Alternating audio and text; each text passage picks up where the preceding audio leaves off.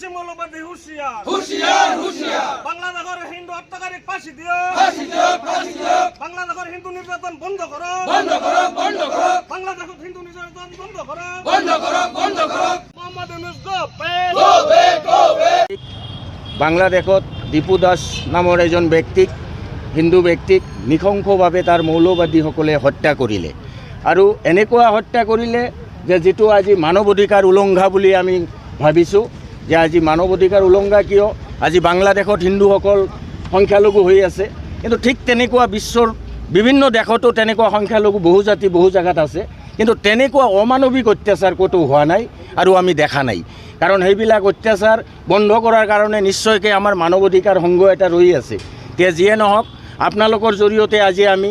আমাৰ প্ৰধানমন্ত্ৰী মাননীয় নৰেন্দ্ৰ মোদী ডাঙৰীয়া তথা আমাৰ অসমৰ মুখ্যমন্ত্ৰী হিমন্ত বিশ্ব ডাঙৰীয়াক আমি জনাবলৈ বিচাৰিছোঁ যে এই বিষয়বোৰৰ এই অমানৱিক অত্যাচাৰৰ বিৰুদ্ধে আৰু হিন্দু হত্যাৰ বিৰুদ্ধে তেওঁলোকে যেন এটা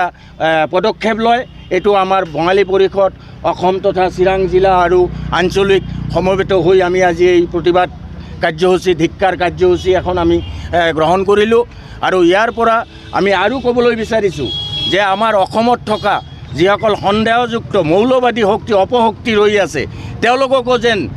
খুব অনতিবলমে আমাৰ ভাৰত চৰকাৰ তথা অসম চৰকাৰে তেওঁলোকক যেন বাংলাদেশলৈ ডিপৰ্ট কৰে এইটো আমাৰ অনুৰোধ থাকিল ইয়াৰ পৰা কাৰণ এই অপশক্তিয়ে এদিনাখন আমাৰ সনাতনী সংস্কাৰ আজি ধ্বংস কৰিবলৈ লৈছে আৰু বিশেষকৈ যথেষ্ট ধ্বংস হৈ যাব বুলি আমি ভাবোঁ ইয়াৰ পৰা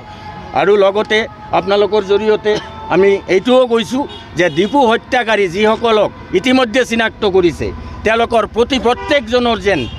ফাঁচি হয় তেওঁলোকৰ ফাঁচিৰ দাবী আমি কৰিছোঁ আৰু লগতে আৰু যিবিলাক মৌলশক্তি য'ত য'ত অপশক্তি ৰৈ আছে আমাৰ ভাৰতবৰ্ষত এই অপশক্তিবিলাকক যেন আমাৰ ভাৰতৰ শাসন ব্যৱস্থাই এইবিলাকক দমন কৰে নহ'লে আজি আমাৰ সনাতনী হিন্দুসকলৰ বাচি থকাটো নিশ্চয়কৈ টান হ'ব